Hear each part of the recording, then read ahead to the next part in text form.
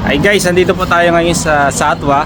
Meron masarap na ano dito, yung Gate Mall Cafeteria. So marami po silang mga breakfast. Pakita ka. Ayun. May saging kami 1 dirham. Saging nila 1 dirham. Itong ganito, mga ganito, 8 dirhams ang po. 8 dirhams lang. Pati lahat kuya, pati puto. Pati puto. Ito guys, pupang almusal na siya. Putong puti, may kutsita Yan. na. Tapos meron din sila mga ano, Street food, sir. street foods. Ayan. Yan, makikita. Pwede din kayo mag-dine in sa loob, tama? Yes, Pwede ko sa ikot sa loob. Sige po. Ayan. Nasa ang ganda pa ng ambience, may music pa. Ayan. So yan, may hugas na siya dito.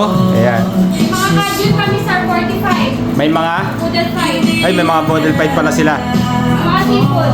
So may mga available din yung mga seafoods dito. Ayan, so lahat na. Gate Mall Cafeteria.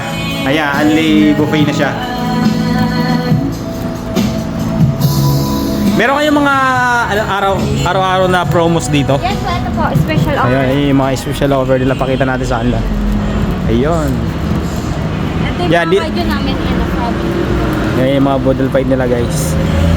Yan, dito lang po yan sa Satwa. Along, ano ba yung Albada Road ba to? Albada Street. Ayan, tapos, ayan, karinderyang Pinoy po siya. Ito yung talagang pinakaano niya, karinderyang Pinoy, no?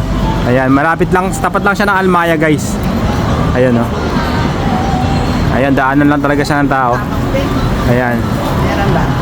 Sige po, thank you po.